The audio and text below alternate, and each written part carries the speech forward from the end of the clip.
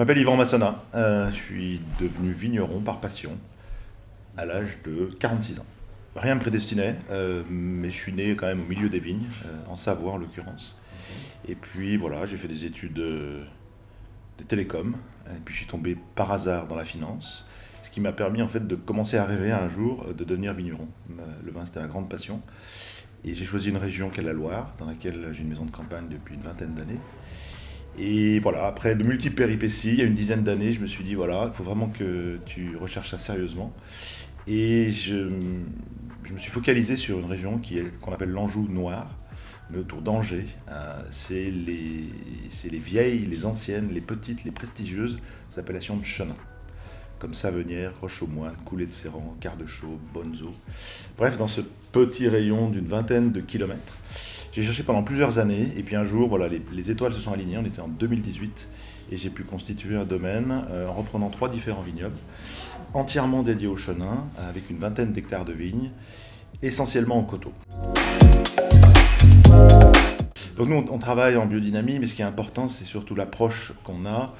Je pense que ce qui nous importe le plus, c'est de voir la vigne comme une culture qui doit s'insérer dans un écosystème le plus large et le plus vivant possible.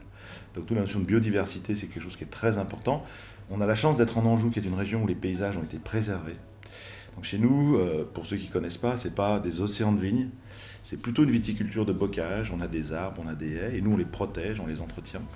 Et on a même, aux côtés de nos 20 hectares de vignes, on a une dizaine d'hectares de non-vignes, j'ai envie de dire.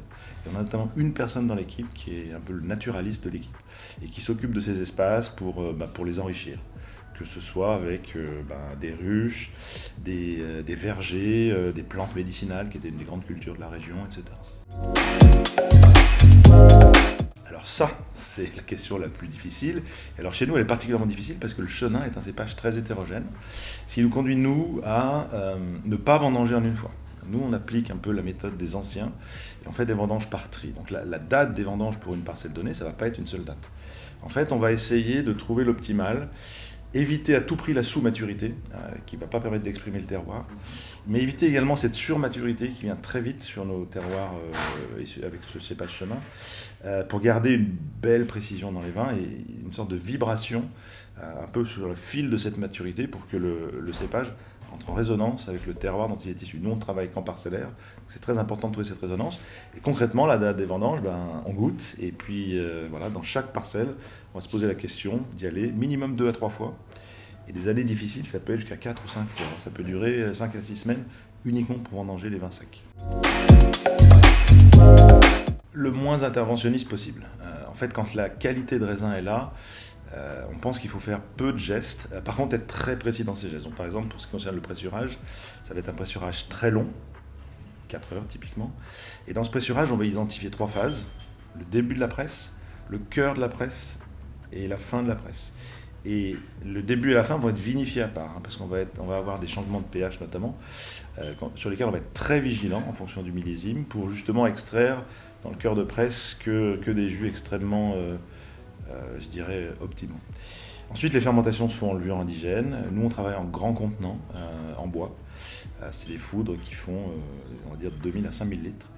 Et on va élever les vins sur leur lit total pendant un minimum absolu d'une année.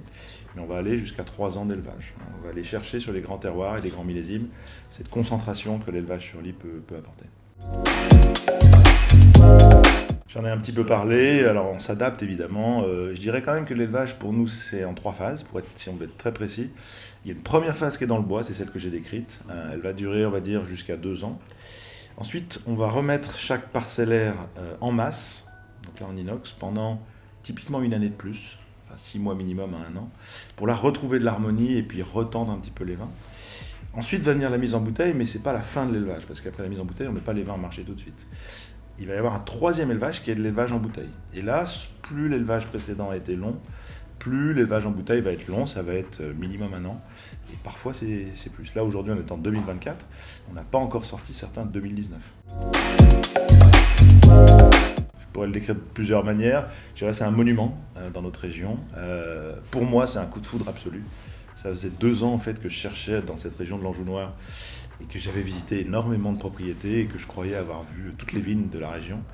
Et puis un beau matin de février 2018, on était le 6 février, il était 8h32. Je me suis retrouvé face à cette montagne. Il faut vous imaginer des pentes qui vont jusqu'à 70 degrés, c'est-à-dire comme ça.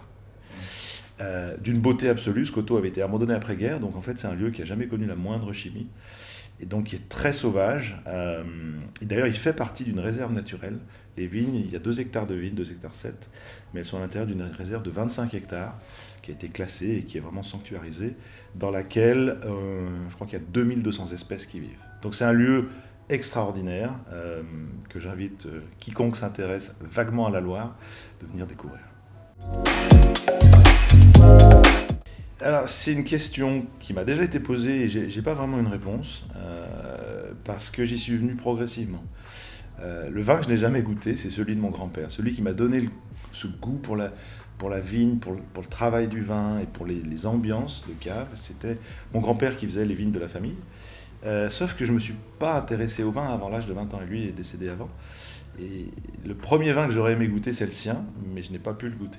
Et ensuite, je suis allé sur un chemin, une quête successive. Les premières émotions, elles sont en Bourgogne. Moi, j'ai passé 20 ou 30 ans de ma vie à découvrir les terroirs de Bourgogne et les climats de Bourgogne. Donc, c'est forcément une émotion sur un vin de Bourgogne, mais j'en ai pas gardé un souvenir précis. Il faut boire de l'eau, beaucoup d'eau. Idéalement, il faut en boire d'ailleurs pendant qu'on boit, le soir, au repas.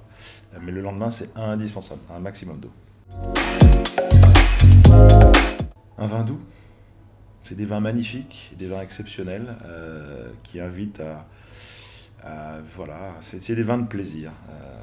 Et je pense que ce serait un vin doux d'Anjou. Je pense que on est en France une des régions qui ont les meilleures, je dirais, conditions pour créer ces vins doux. Typiquement un Coteau du Layon, je dirais.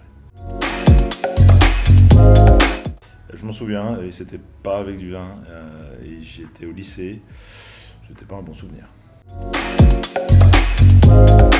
J'en ai beaucoup, franchement j'en ai beaucoup, j'ai eu beaucoup de mentors, en fait, moi je suis venu à ce métier par passion, donc je me suis nourri en fait sur une trentaine d'années de rencontres. Je ne pourrais pas en prendre un.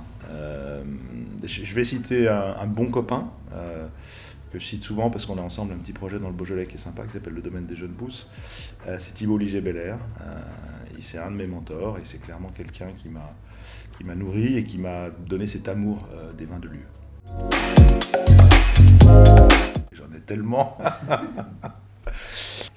Les gens qui travaillent avec moi parfois se plaignent que je ne suis pas assez rapide pour trancher, prendre des décisions.